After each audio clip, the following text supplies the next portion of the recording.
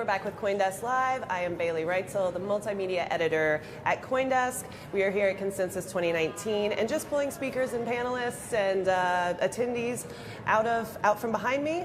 Right now we have Anya Nova, who's at Power Ledger. Thank you very much for coming on, first of all. I'm super excited to be here. Oh, great. Wonderful. Is this your first Consensus? Yes, it is. First Consensus. All right. And Power Ledger actually had an announcement that you guys made? Yeah, we're about to announce a completion of a project, which makes me feel really good because often in the space people announce something that might or might not happen in the future. We actually have successfully worked with our partner in the United States, Silicon Valley Power, to bring to life the first digitized carbon credit. So tell us a little bit more about that for people who don't know maybe what a carbon credit is or what digitizing a carbon credit is. Yeah. Well, so first off, Power Ledger builds and operates energy marketplaces, peer-to-peer energy marketplaces, where a community can spin off energy marketplace for themselves, or a business can spin off an energy marketplace. So really the idea there is to create transparent, real-time, and fair marketplace for transacting of energy. And that's what we do in Asia Pacific. And in Australia, we have a couple really large projects. We're the market leader in the space. And in the United States, we're working with our partners to do something slightly different, which is carbon market trading. And Silicon Valley Power is a utility that's owned by the city of Santa Clara in California. And they have the second largest car park that has EV chargers there. So 370 kilowatt of solar installed on the roof, and then 49 charging stations. So anyone that owns that kind of infrastructure is actually entitled to receive carbon credits. And those carbon credits are a really important way to make sure that we reduce carbon emissions.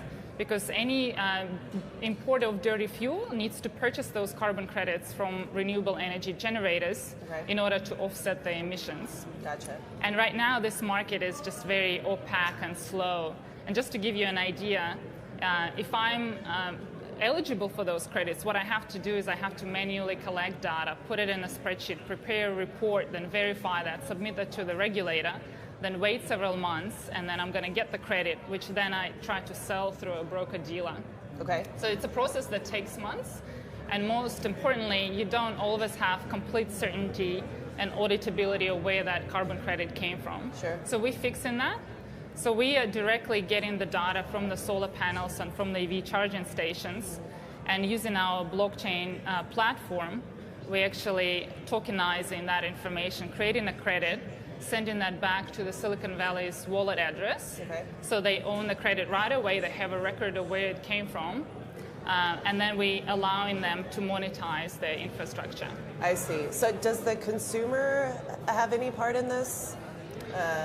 I think they're the ones that charge and they get the carbon credit, or Silicon Valley Power gets the carbon credit? Silicon Valley Power gets the carbon credit, but I think what you just asked now is a really good question, because blockchain is excellent technology for transfer of value. So I think in the future, what we're going to be able to do is making sure that it's the electric vehicle owner itself that benefits.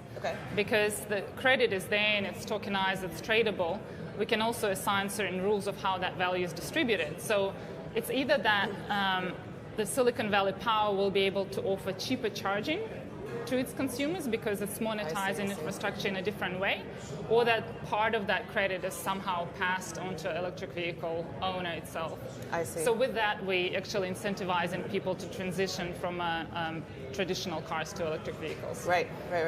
So Power Ledger, is that your own blockchain, or do you use one of the existing blockchains?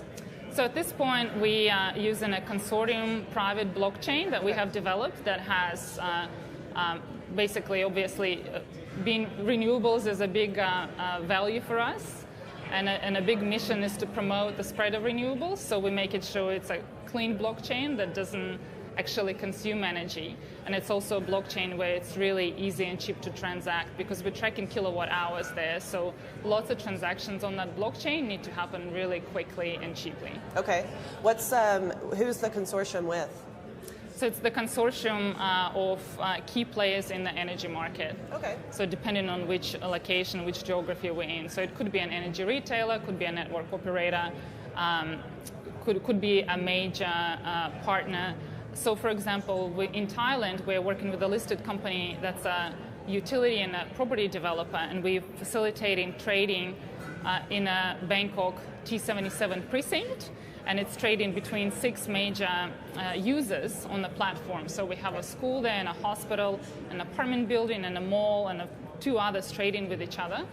And we're helping them do that in a really transparent way. Okay, yeah. Just a reminder, you can ask Anya Nova from Power Ledger, questions on Twitter with the hashtag Coindesk Live. So if anybody's got any. I wanted to add, this is a really fun question for me. Like, how did you get into crypto and blockchain to begin with?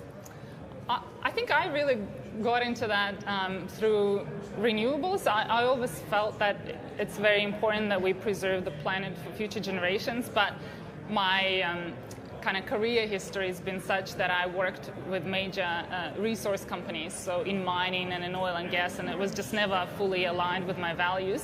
So it's always in the back of my mind that one day I'll go into renewables. Okay. And when opportunity came up with Power Ledger, that's why I've joined, and then the blockchain was really a secondary consideration. I see, okay.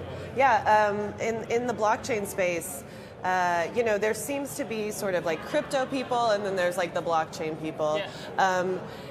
Do you get crypto people interested in your project still? Are you doing anything crypto related in terms of like maybe incentivizing the consumers like you were talking about with crypto? Oh yeah, absolutely. Well, we've run Australia's first initial coin offering in 2017, and we've raised 34 million.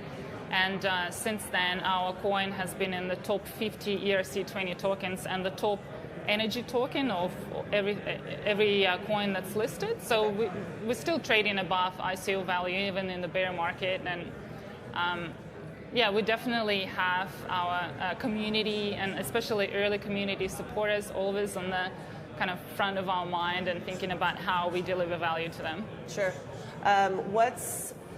I know you said you're kind of sick, but is there something that has been at Consensus so far that you just thought was like really great or really interesting?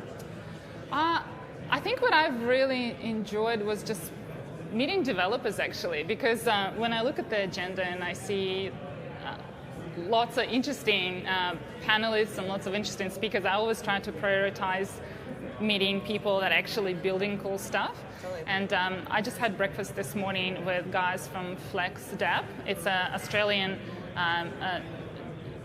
basically just a group of people developing and building cool stuff. And they showed me a really fun wallet that they've built for a party that they've had a couple of weeks ago. Okay. So it's little meetings like that I really enjoy. Yeah. In Australia, is crypto a big deal? Is there a lot of adoption of crypto and blockchain tech? Well, someone actually just told me that Australia is second in crypto adoption per capita after South Korea. So definitely lots of awareness, lots of people are trading. People are really used to alternative investments. Cool, great. I think that's the time we have for now. We will be back soon with Coindesk Live. Thank you so much.